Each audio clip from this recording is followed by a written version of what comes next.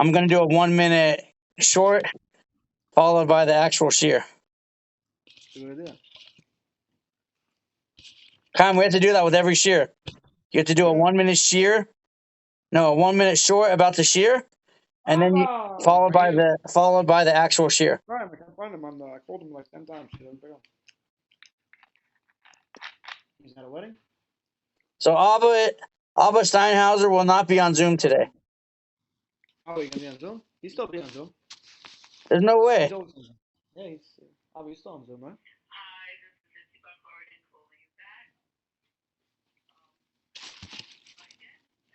Well, the whole idea is we shouldn't have everybody on Zoom. We should actually have everybody at the shear. Chicken, wow, look at that. You should have like 100 guys. Maybe you guys rent out a football field for your shear for New York, and then the Zoom is for people that can't be in New York. Okay. Is there a milk? You got sauces. No. French fries. You're not gonna just don't put For anything. Just everybody that is not in New York right now, and also not in Texas and later, you can still put on tefillin right now. People that are holding by Mountain Time or earlier. Those in California, those that are in Las Vegas, those that are in Colorado. Mountain Time and Pacific Time, you can still put on tefillin. We encourage you to put on tefillin. It's never too late. Did I start my spiel? Start the spiel? Yeah, plates and forks. Forks, yeah. Not in this bag. Maybe in the bag. Is there another bag over there somewhere? No, that's good. Okay, I'll buy next week. Forks. There's no forks here at all? No, you eat with your hands. Shabbat, Shabbat, Shabbat, Shabbat, Shalom, Shabbat, Shabbat, Shabbat, Shabbat, Shabbat, Shabbat, Shalom, Shabbat, Shabbat, Shabbat, Shabbat, Shalom. Hey, keep Shabbat to bring Shalom. Shabbat, Shabbat, Shalom, Shabbat, Shabbat, Shalom. Bring Mashiach, keeping Shabbos now. Shabbat, Shabbat, Shabbat, Shalom, Shabbat, Shabbat, Shabbat, Shalom. Shabbat, Shabbat, Shalom, learn Hilchos Shabbos. Learn Shabbos with Rabbi Freeman. Shabbat with Rabbi Peel. Shabbat, We Shabbat, are Shabbat, live here in Shalom. Brooklyn, New York. Shabbat, Shalom. It is a beautiful time. It's a week of blessing. It's 3 weeks. Week where the temple was surrounded by the Byzantines, by the Greeks, by the Romans. All happened around this time. And Jerusalem was surrounded. It was the beginning of all end. And hope didn't look like it was close. Hope looked far, far away. But you have to understand, today's generation, the same thing. People look at the news and they see bad things. They open their phone, they see the worst things possible, and they are depressed. What they don't realize is the news is not reporting the good things that happen, the positive things that happen, such as the fact that nobody's hungry, such as the fact that everybody has shelter, such as the fact that no more wars are being fought for grabbing land. No more wars are being fought just for the sake of plunder. All wars today are for What about the fighting. war in Ukraine? That's something, that's the same people, they're both Ukrainians. But the point of the matter is that people have to look at the positive in life, the positive things, the up and coming things, and realize that we are very close to the times of Mashiach.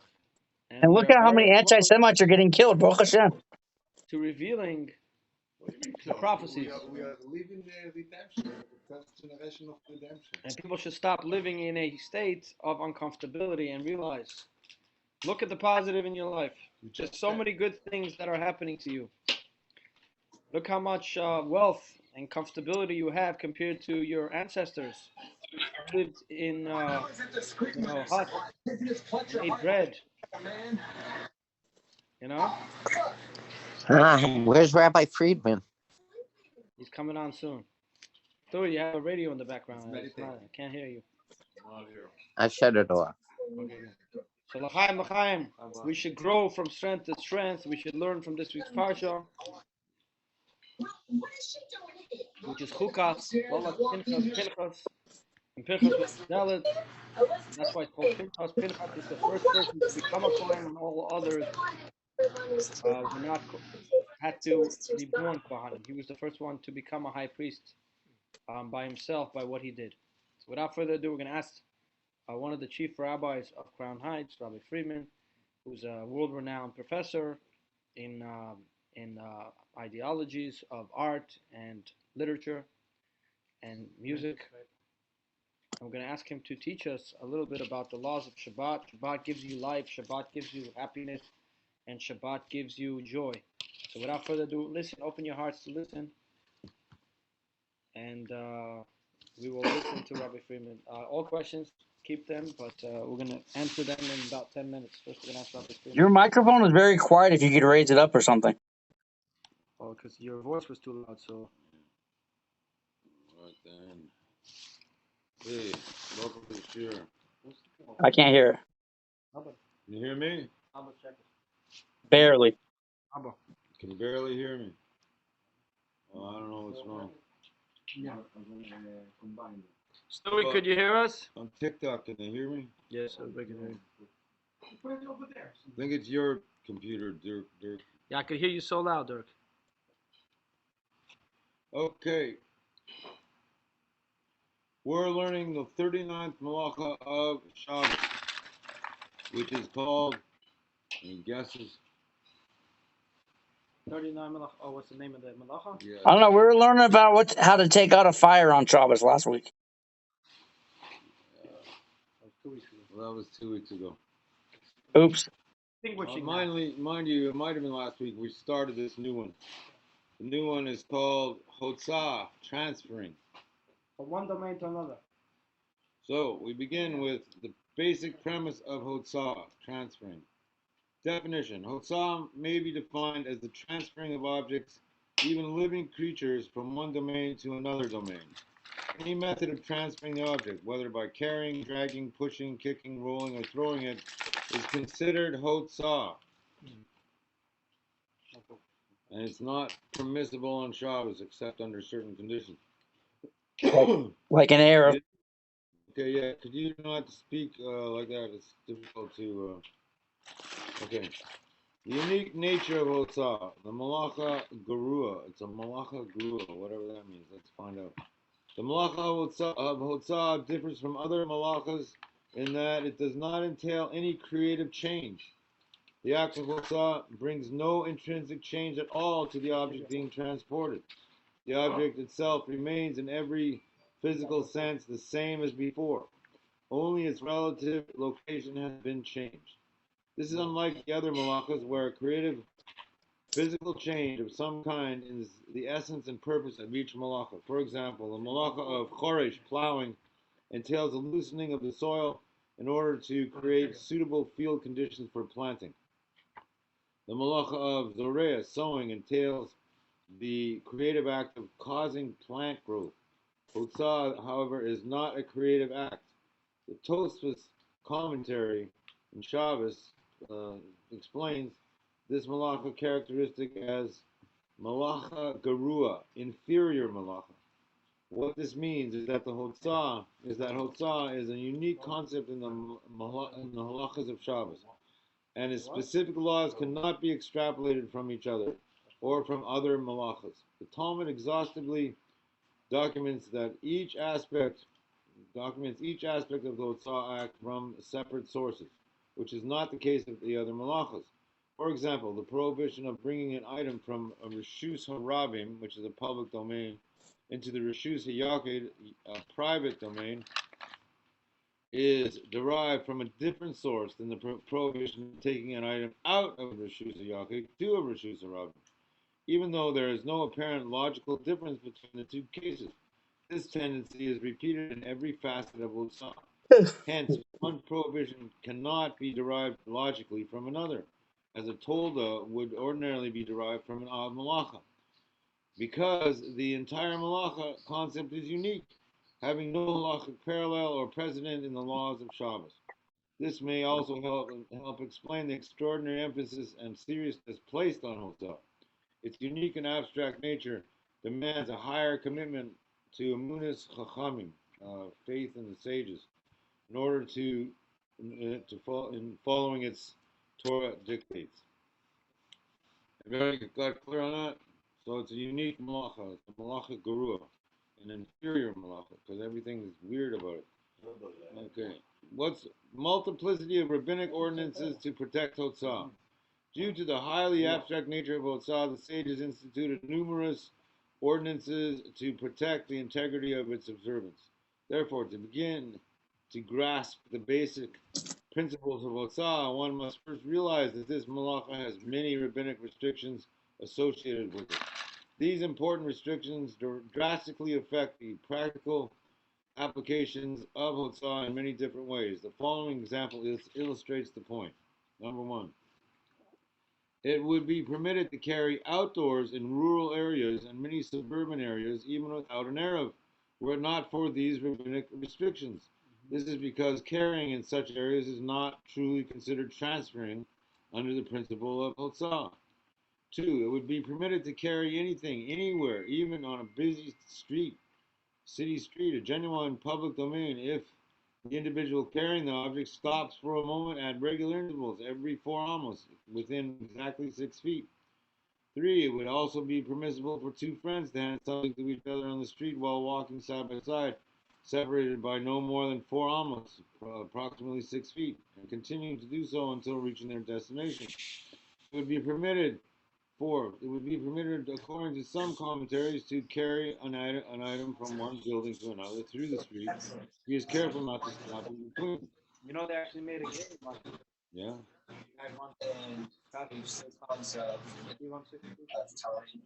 You're allowed to do that. They actually So made why a did they tell you that you can't? No, you didn't say the game. Stress-free process was amazing, and I would definitely recommend it. Except for the physical restrictions. All right, let's keep rolling. These are just a few many examples. In all of these cases, there is no malacha midaraisa involved, yet these actions are rabbinically prohibited because of their close similarity to the malacha deraisa of Hotzah. To understand how and why these examples are prohibited, one must first grasp the basic principles of the malacha deraisa itself. Two central principles of Hotzah. The malacha of Hotzah is, in its entirety, is embodied by numerous conceptual principles. However, two concepts stand out prominently to form the basic premise of the malacha. These two concepts shall be referred to as the two central principles of Hotzah. As explained earlier, Hotzah may be defined as the transferring of an object from one domain to another domain. When examining the definition of this malacha, one can isolate two fundamental elements. Transferring, the act of removing an item to transfer it. Domains, the relocation of the item to a different domain. It follows that the malacha of Hotzah is only possible when two fundamental conditions are present. One, there is a halachically defined act of transferring, and two, the transferring takes place from one halachic domain to another domain. Thus, to understand the malacha of Hotzah, two key elements must be clarified. One, what is considered the act of transferring, the act of Hotzah? And two, what are domains, the vital conditions of Hotzah? For purpose of clarity, it is useful to first elaborate upon the principle of domains. This will be the primary topic of the next chapter. The principle of transferring shall be discussed in the one after that. So, Chapter 1, the principle of Rishuyos, the concept of domains. Does anybody want to read?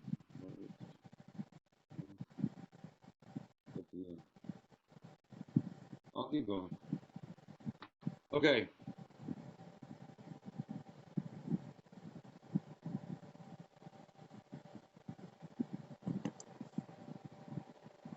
Anybody tell me what they are? Yachid, Yeah. Rabbi, Right. Harmless. Right. I'm not sure. What's the fourth one? Come on, somebody. You know. Hurrah. So? What's the fourth one? Makom Ptur. You got it. Nice. Harmless. that Rishus Harabim, Rishus Yachid, Harmless, and Malkum Patur. Yeah, right. There they are. Okay, Malcolm Patur. What is a Rishus Harabim? Public domain. This is any wide open area frequented by large crowds or a broad thoroughfare with heavy traffic. What's a Rishus Yachid? Private domain. This is any halakhically enclosed space, whether densely populated or desolate, having an area of no less than 4 by 4 tefachim, approximately 1.3 square inches. Really? Is that small? A Carmelist rabbinic area. This is any enclosed, sparsely populated space having an area of no less than 4 by 4 tefachim. Unenclosed. That's it. Okay. Rishus Yachid is enclosed. Carmelist is unenclosed. That's the difference. Okay, the last one, a Makom Patur, an exempt area. This is any area that lacks the properties of the first three domains. As such, it is an area that is exempt from most of the laws that restrict the other domains. It can assume the form of a tiny space, less than a square foot in area, that one protrudes from the ground at least 3 tefachim, approximately 11 to 12 inches. Example, the top of a fire hydrant. That is a Makom Patur. In some other way, it is set apart from its surrounding area. Example, an airspace of 10 tefachim above the ground. There are many detailed halachas pertaining to each of the 4 Shabbos domains that shall be elaborated further. What is a Rishus Harabim, the public domain? What is a public domain? A public domain, a Rishus Harabim, is any wide open area, at least 16 amos wide, approximately 25 feet, in which large throngs of people congregate. A plaza, a public square, or through which significant traffic regularly passes, a highway or a busy city street. This area must be enclosed and uncanopied. As a thoroughfare, it must be unobstructed, a throughway. Sidewalks and open yards facing a major thoroughfare are considered part of the Rishus Harabim because of their ready access to public traffic. A Rishus Harabim need not be public property. Even though the term public domain seems to imply that Rishus Harabim is public property, the halachic principles of Rishus Harabim have nothing in common with those of legal ownership. According to most poskim, privately owned property could technically be considered a Rishus Harabim just as public property, as long as it is in an unenclosed, wide open, populated area. For example, a privately owned toll road or superhighway could be considered a Rishus Harabim on Shabbos. Okay, he's going into the measures of a tefach. Do you want to hear the measurements of a tefach? 3.57 inches. Okay, you look pretty close. Let's see what they say. The tefach, fist breadth, is measured in 2 ways. Shochakos, relaxed, fingers loosely compressed, or otzvos, fingers tightly compressed. As a general rule, the more restrictive measurement is used. For example, regarding the question of how high a partition must be to permit carrying, shochakos will be computed. That means the loose thing, which will result in a higher measurement, 40 inches. However, regarding the height of a partition to prohibit carrying into example, determining the status of Rishus Yachid into which depositing an item from Rishus Harabim is forbidden, otzvos will be computed. That's the tight fist, which will result in a lower measurement, 38 inches. According to the Igros Moshe, a compressed tefach equals 3.25 inches, and according to the Chazon Ish, 3.8 inches. However, 3.8 inches describes the otzvos measurement of a tefach according to the Chazon Ish. The shochakas, the loose version, measurement is 3.88. There will be variations throughout this text based upon these approximate differences. Other examples of Rishus Harabim: a large city park, open-air marketplaces, most streets in major cities, interstate highways, major city bridges. The question of how populated a Rishus Harabim must be. According to most poskim, a Rishus Harabim must be even a heavily populated. According to most poskim, even a heavily populated area is not a true Rishus Harabim unless it is composed of at least 600,000 people at one time. This could probably exclude most suburban communities in the United States. For example, the villages of Spring Valley and Muncie have large Torah observant communities residing within their borders. Both of these two villages are located in Rockland County, New York. Says that in there? Yeah. The county of Rockland includes five towns and 17 villages. The population of the entire county in 1991 was only 265,475, less than half the number required for Rishus Harabim according to this view. Some poskim even require that 600,000 people must pass through the area each day. According to this view, the existence of a genuine Rishus Harabim is rare, even in some large cities and certainly in smaller cities. In the community of Muncie, Rockland County, New York, the busiest streets and highways do not carry a daily average traffic volume of even close to 100,000 vehicles. 100,000 or 600,000? No, that's some posting hold it should be 600,000, and he's comparing this the Spring Valley area. The counties in the United States only have like 1,000 people. Yeah, but today Rockland County has 100,000 people. Whatever. We're trying to determine what is a Rishus Harabim. I'm saying Rockland County in 1991, but now there's probably like at least 1 million people there. Probably. It's much more popular. It's very hard Okay. to buy property in Rockland County. I don't know. There's a lot of people there compared to 10 years ago. Okay, here's some more examples. The daily average traffic volume on Route 59 between routes 306 and 45 was 7,300 in 1991. The New York State Thruway passing through Muncie carried a daily average of 74,500 vehicles in 1988. The Tappan Zee Bridge carried a daily volume of 108,000 vehicles in 1990. According to experts, approximately 70% of the vehicles carried only one occupant. Okay, that's from the Department of Transportation, New York State. Even major highways, tunnels, and bridges in the United States do not carry individually a daily traffic volume of 600,000 vehicles. Okay, so here's some more facts. The average daily traffic volume on the George Washington Bridge was 281,812 vehicles in 1989. That's it? Yep. That's like on 12 o'clock at night. That's how many vehicles are. That's like my street out in front. The average daily traffic volume on the Brooklyn Bridge was 299,865 vehicles in 1989. That's a Rishus Harabim, right? No, they're trying to figure out, well, how do we decide what is a Rishus Harabim? These things, obviously, according to the 600,000 level, are not. But are they? The average daily traffic volume on the Lincoln Tunnel in 1989 was 121,452 vehicles.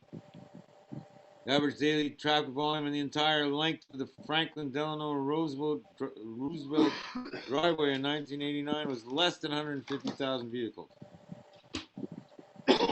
Okay, so there's some interesting facts. It should be noted that the Mishnah Brura states that there is no legitimate source for the opinion 600,000 people must pass through the area each day, People always and say hence it should be disregarded. You hear that? Mishnah Brura says don't believe the 600,000 limit. What about in the desert? The Yidden, that was the original design or definition of the Rishus Harabim. Minimum. Yet it is worth mentioning that based on population statistics, areas of some of the world's major cities, including New York, Los Angeles, Tokyo, and London, do indeed meet the requirements of a true Rishus Harabim, even according to the last opinion. The Rishus Harabim status of these cities is extended to include any highways, tunnels, and bridges leading to and linking with the city, even if the bridges and tunnels themselves do not carry 600,000 travelers. Okay, so there we have. Is it Rishus Harabim or Rishus Yachid? That's the question. Okay. Explain that again. Do you want to give a wrap now? Just answer. Was it Rishus Harabim or not? What was it? Well, obviously we call these the front of my house is a Rishus Harabim, isn't it? You know, you Kingston Avenue. The other shoots around is only like extremely crowded area. Yeah, but then why can't you just keep it outside? Like it could be Broadway like the shoots around. You know what I mean? No. No I'm Broadway. trying to determine what. Yeah, this guy's got his mic on. That's Mr. Laffy Taffy. You know Broadway like at the end of Eastern Park. All right. Yeah, I know what you mean. The citywide Arab. What's a citywide Arab? Like the one in Crown Heights. Maybe Utica might be like shoots around. That's one opinion. Actually, I think. No, all of these things that we live in we consider them Rashis Robin, right? Because you can't carry outside your door. But whose opinion is that? What? These are common lists. Common lists. Yeah, whose opinion is The that? 600,000? Yes. They said the Mishnah Brewer says there's no basis for the opinion. Thank you. It should be more than 100,000. Be less. It's just outside your door. There's your shoes to robbing every time. Okay, take it over. I'm turning it over to the great Arab Peel, genius of the day, Posik of the door. Anyways, great miracles are happening to Israel. Great miracles are happening to the United States. Great miracles are happening to all. All those who are crying, there's a new stimulus coming out. Massachusetts. What is it? $1,000 a person a day. Yeah. And the point is, stop looking at the negative. Look at the positive. Pinchas, what did he do wrong? What was the whole idea of Pinchas? What did he do? Pinchas, and Elazar ben Aaron Cohen, he saw someone doing something wrong. This guy wasn't only doing something wrong, he was doing it in order to desecrate God's name. He was doing it in order to prove a point, and he took care of that. So what did Pinchas do? If he would have asked the halachic question, if he would have said, Rabbi, what am I supposed to do? The rabbi said, don't do nothing. So certain situations, you have to do something yourself.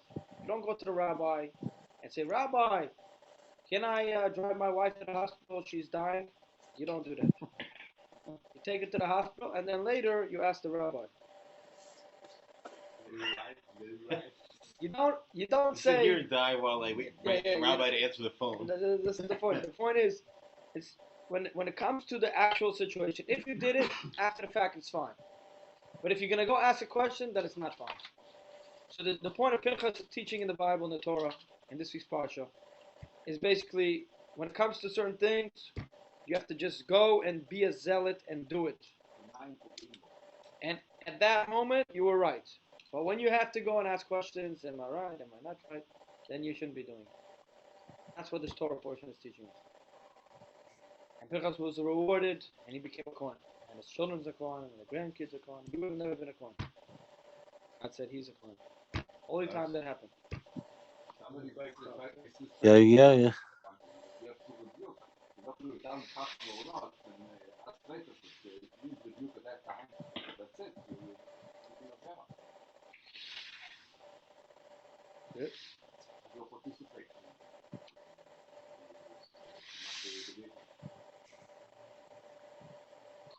So the point is like this.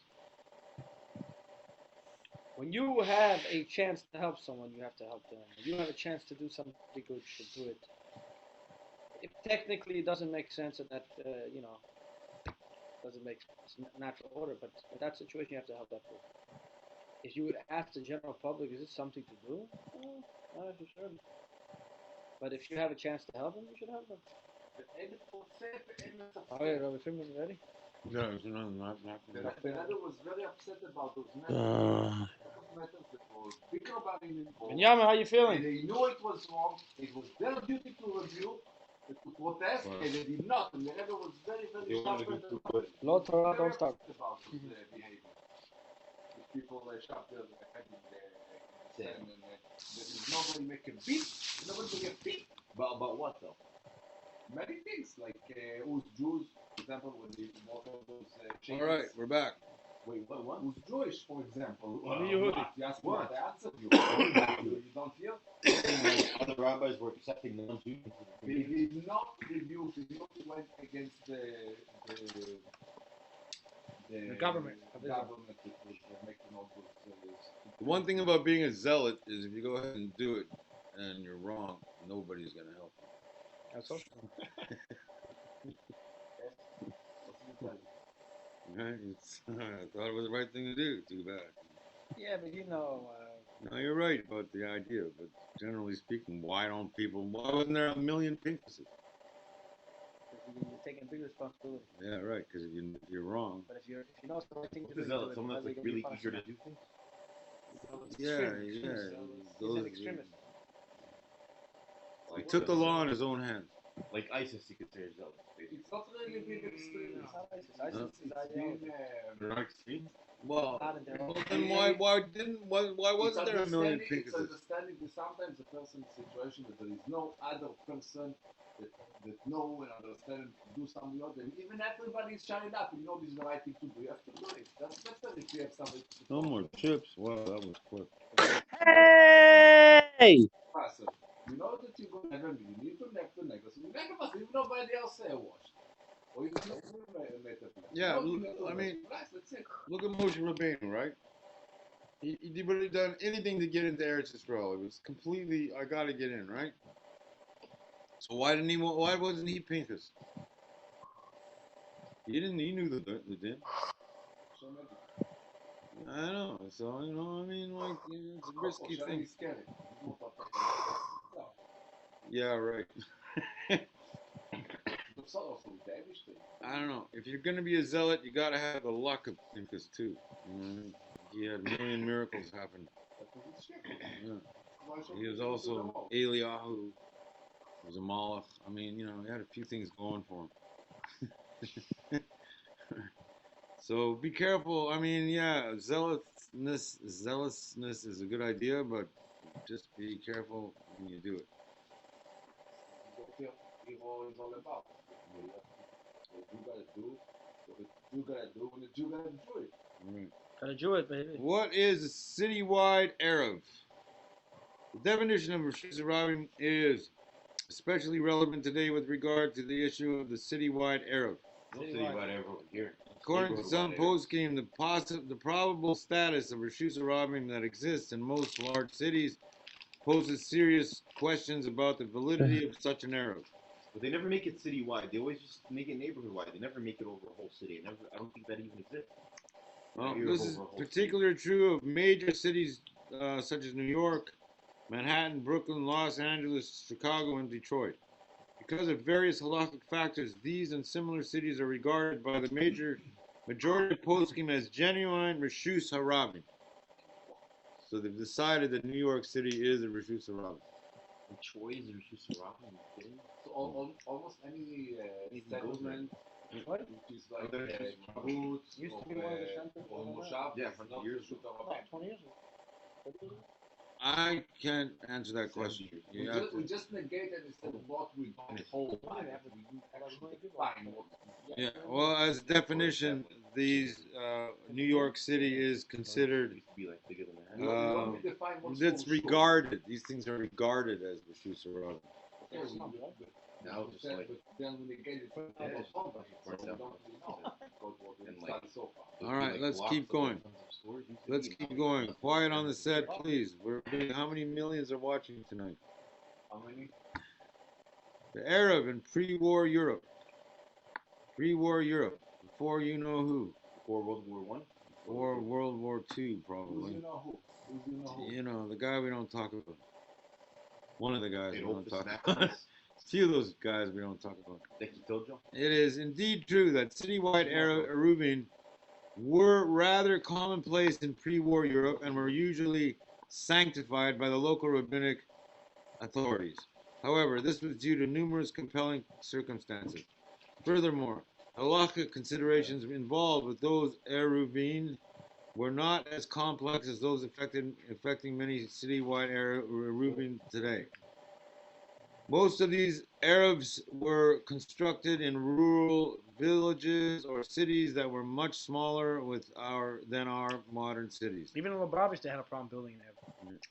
In fact, many of the leading halakhic authorities of the day did not sanction a citywide Arab from major cities in pre-war Europe, such as Paris, London, and Frankfurt. Any large cities that did not have an Arab were often endowed with natural partitions or other characteristics that served to mitigate the halakhic considerations. These leniencies are not always present in large American cities. It is useful to note that despite these leniencies, there are many conscientious individuals who do not rely even upon the city Arabs because of halakhic considerations, even though this resulted in substantial hardship upon themselves. See, so the Arab in Crown Heights, it's more normal not to hold by it. Does anybody hold by it? All right, well, it's a problem. Citywide Arabs today. One must What be does that mean aware. citywide? Doesn't mean around the whole entire city, right? Yeah, it means around the whole entire city. You build an Arab around the whole city so you can carry it. Because every time when I'm in like any major cities and I look up the Arab, it's always just around like the Jewish neighborhood, but it's not around the actual. Yeah, entire right. city. Well, that's not a citywide Arab. That's just a neighborhood Arab. What do you never came across? Baruch Hashem. There's one in New York City, no. No, he's just telling you that they used to exist in Europe. Yeah, okay, see, there you go. Jerusalem has a wall. Doesn't that mean it's automatically an Arab? Why not? I mean, why not? I'm asking. Why not? It's the most beautiful type of color. Right. So. It's an Yehuda language. Thanks for the hearts. Instead of putting it string, they put a whole block of stones. All right. So what is a citywide Arab today? One must be aware that social and economic conditions in that period, that's back in Europe, were much different than those of today. An Arab in pre-war Europe was almost an essential need, and its absence posed severe hardships for most people. For example, water had to be drawn from wells situated a distance from most homes. Many families did not have adequate facilities for storing enough water for their Shabbos needs. Many families did not have ovens of their own suitable for keeping food warm on Shabbos, and had to rely upon the use of the local baker's oven a distance away. One must remember that this was an age when electricity, refrigeration, and indoor plumbing were unheard of in many places. Individual homes were simply not as self-sufficient as they are today. It was therefore urgent to devise a halakhically viable means whereby people could bring vital necessities permissibly from one place to another. Some of the lenient halakhic rulings that were valid and acceptable for those times and conditions cannot be equally justified in our day and age. In our modern age, these basic creature comforts and human needs are part of an affluent lifestyle that we take for granted. The rigors of everyday life without these conveniences and the serious ramifications that affected a Shabbos in the absence of an Arab have been almost totally forgotten. Indeed, it is probably safe to assert that the Rabbanim of that era would not have sanctioned these same Arabs in our circumstances. One should pause and consider this before relying upon the halakhic compromises necessary for the minor convenience of carrying a sitter to shul, walking a stroller to a friend, etc. Okay, anybody got a read bug yet? No. Okay. It sounds like it's a form of sacrificing You want to read, Rabbi? more than to not care. It's not like you're supposed to look for them to make error. Yeah, but the opposite way. When you make error, you really need it. Yeah, right. Don't make an error because to make yourself more comfortable. I think the only reason why you should have an area is to make sure people are going to carry it anyway, so don't carry. Should be carrying stuff. Shouldn't think how to make it possible. That's not the Okay. In Israel, the only place where there's no Arab is Chabad. But there's no air, everyone carries. Everyone carries. In Israel, one time the guy said the Arab is down. Some places don't need an air because it's already they're considered like we don't need a place with a wall around the city doesn't need air, You right? made the booze by 3 minutes. Exactly. The booze cut off.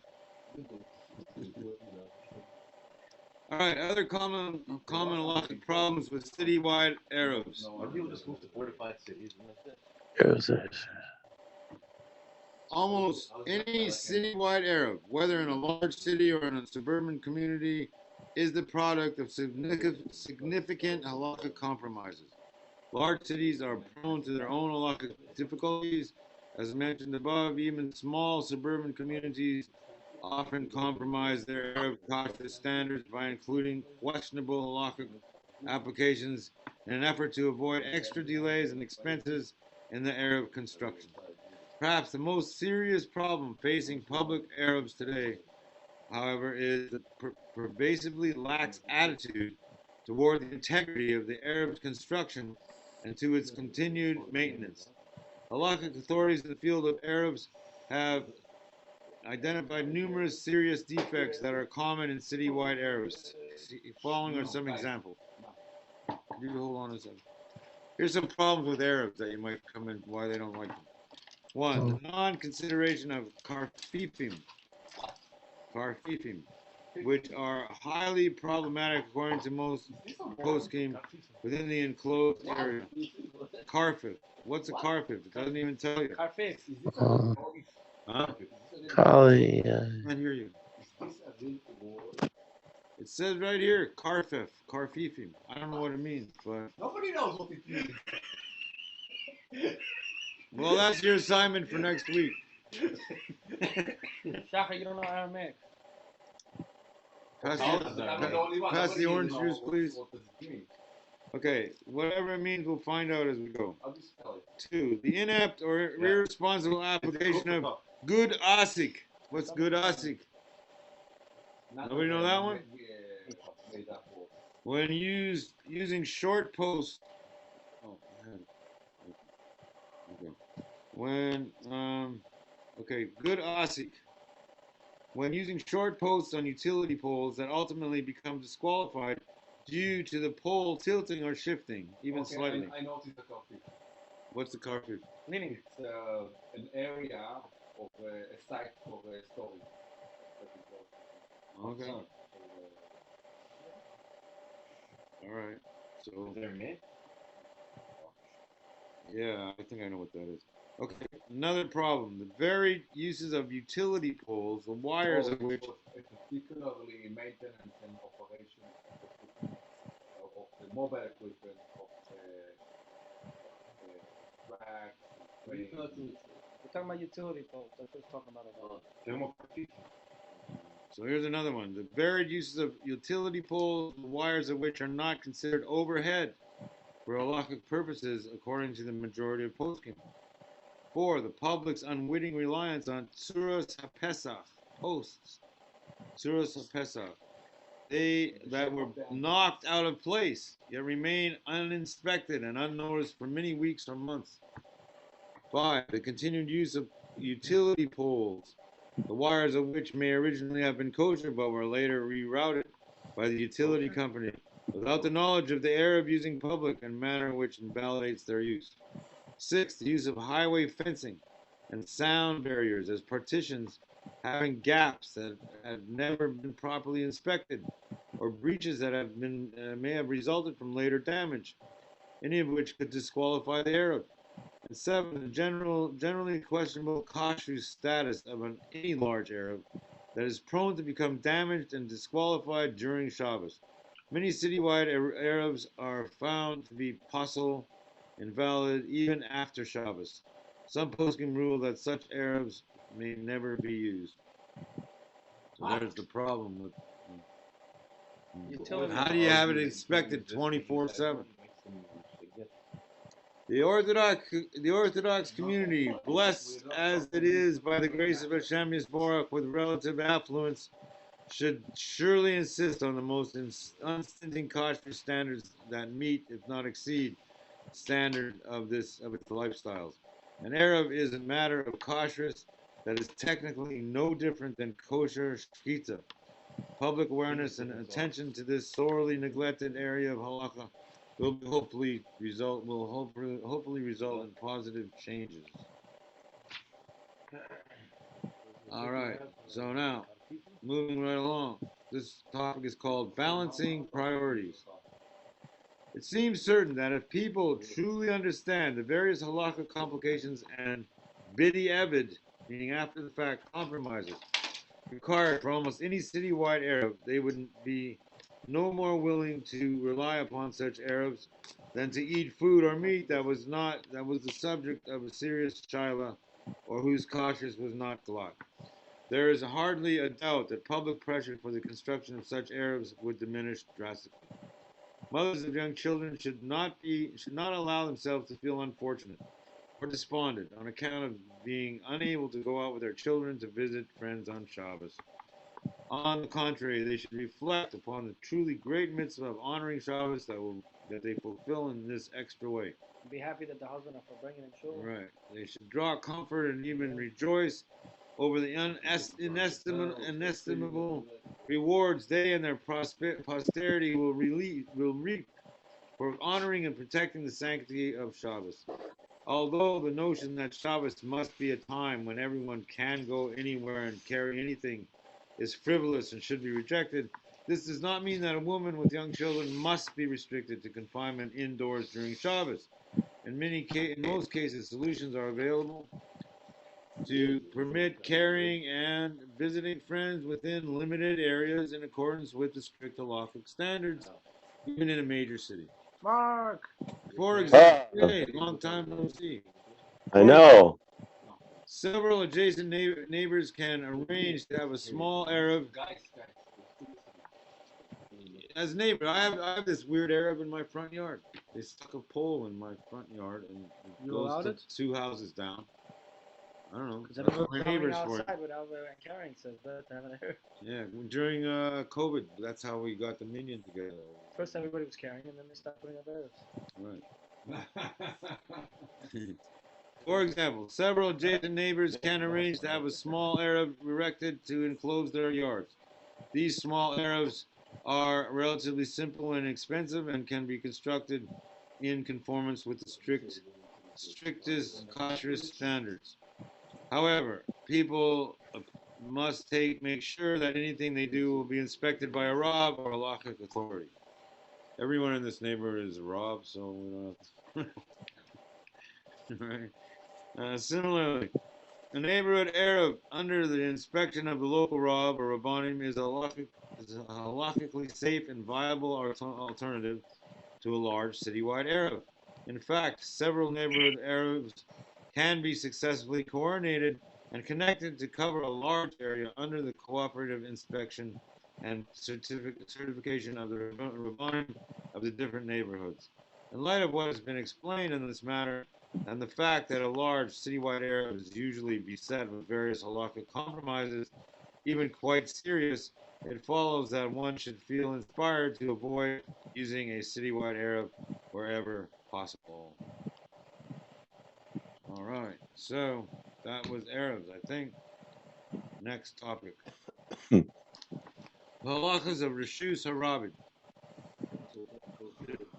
The restrictions of Hotzah, carrying, transferring, apply most strictly in Reshus Harabim. Any kind of transferring in which the Reshus Harabim is involved is prohibited. There are two categories of transferring possible where Reshus Harabim is involved. One, transferring between Reshus Harabim and other domains, which they say is Hotzah and Haknasa, uprooting and putting down, right? And second, transferring within a Reshus Harabim itself, Vara. Okay. Vara means fire, no? Transferring between Reshus Harabim and other domains. It is prohibited to transfer anything from Reshus Harabim to another domain, any other domain, with the exception of the exempt domain, Makom Patur, or to transfer anything from any other domain except the exempt domain to the Reshus Harabim. For example, bringing in a newspaper from the front walk into the house, transferring from Reshus Harabim to a private domain. Can't do it. 2. Bringing the trash from the house to the curb, from a private domain to Reshus Harabim. Now, what about transferring within Rishus Harabim itself? Ha'avara. Avara. It's also forbidden to carry or transfer items within the Rishus Harabim itself. This form of transferring is called ha'avara. Havara. Passing. To transgress the malacha of this second category of transferring, one must carry or transport the item at least 4 amos, approximately 6 feet, from its original position.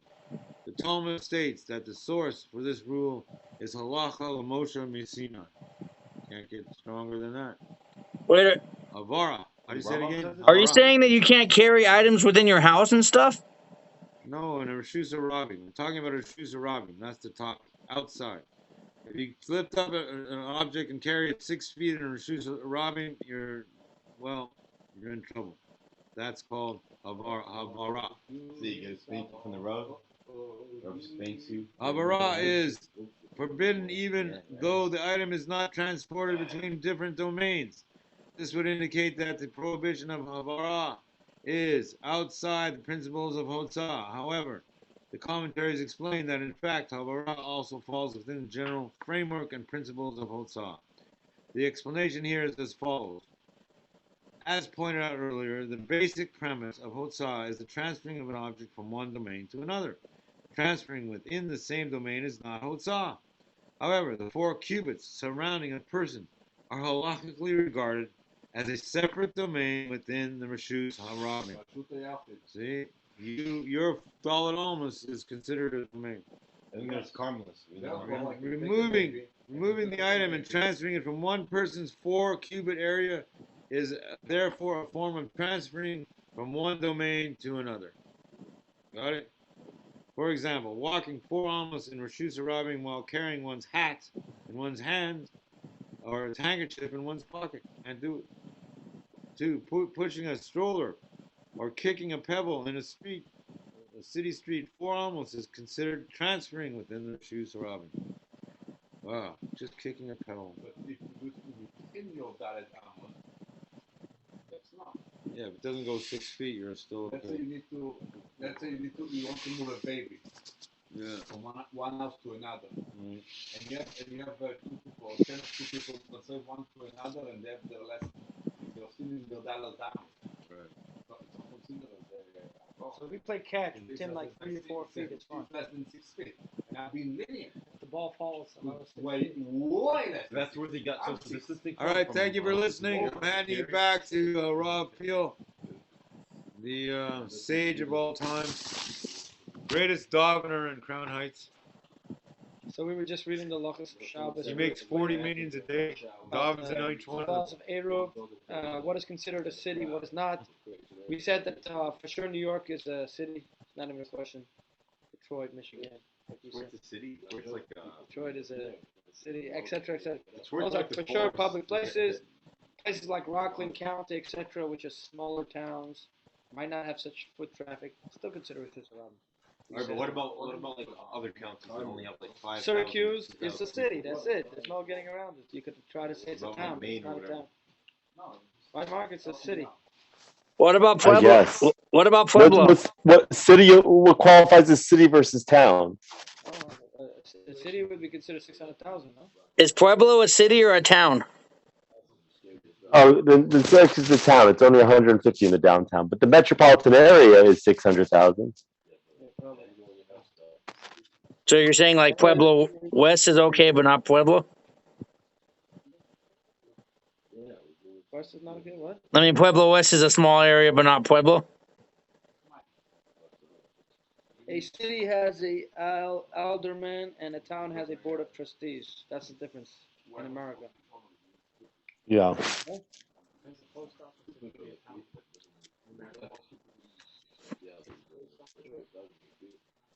Is anybody able to help me this time for the next Zoom bill that's coming up? Besides Mark or someone, I don't know if he wants to do that every time. Those towns are just around. I'm sure it'll work itself out. Okay. Who can explain to me what is I'm tight on funds because of my Cleveland trip coming up. Not enclosed area. Yeah, it'll work itself out. I'm just saying my bill is next week. Yeah, I know. It'll work itself out. Yeah. Right. And I'm not going to everybody in Crown Heights and fundraising, doing a whole big fundraising spiel, you know. But you'll get it, okay? I promise. Yeah. Baruch Hashem, it's possible I might, if I don't move, I might be able to work things out to Bidyev go to Colorado Springs for stuff. Listen, you're going to have no problems working that whole situation out. You just need to arrange for the high holidays. That's it. I talked to Bruno. It takes a couple months to get that apartment. Okay. Yeah. You're going to go there. You're going to apply for it. You're going to get all set up. You're gonna make arrangements to either spend your high holidays in Denver or Colorado Springs, okay? And then most likely you're going to be in your apartment prior to that, and you won't even have to stay there. You'll just move to Cleveland, okay? So it's nothing to stress out about. It's all going to work out. I think it's more likely that I'm going to move to Cleveland around Teflon or something. I think it's more likely you're going to do it as soon as that apartment opens up, which is going to be. He said it takes 2 months to process, about 2 months. So we're in June right now, right? July. I mean, what am I talking about? We're in July right now, right? Yeah, but I'm not really going through the whole process until August. So the application will probably be in August. So it'll be like when October. When do you go in there? It'll be like October. Okay, fine, October then. So you'll spend your high holidays in. I mean, you know what I'm saying? There's a lot of things you could do during that time. Yeah. There's nothing to worry about. You can go back to Crown Heights, you know? I mean, come on. Like if you get bread for everybody, it's like one house. Right? I mean, that's one of the solutions. He's the only guy who got Crown Heights is an expensive plane ticket. You know, it's more practical for me to go to Denver. Sure, exactly. It's more practical. Exactly. If you can arrange it, that would make more sense. But the thing is, if you get to Crown Heights, you don't have to worry about food or anything else the entire time. Not necessarily. Sure. If I go to Crown Heights, the issue would be finding a place to stay during that time. You don't think that you could arrange? You don't think somebody could arrange that for you? Come on. All the people you know. Maybe, but I mean, like, it's not so easy because there are a lot of people that are already being hosted. You know. I never heard that. Yeah. All I know is if you walked out. It's not so flashy, you know. Yeah. I'm gonna have to cancel this. Let's see, 1 second.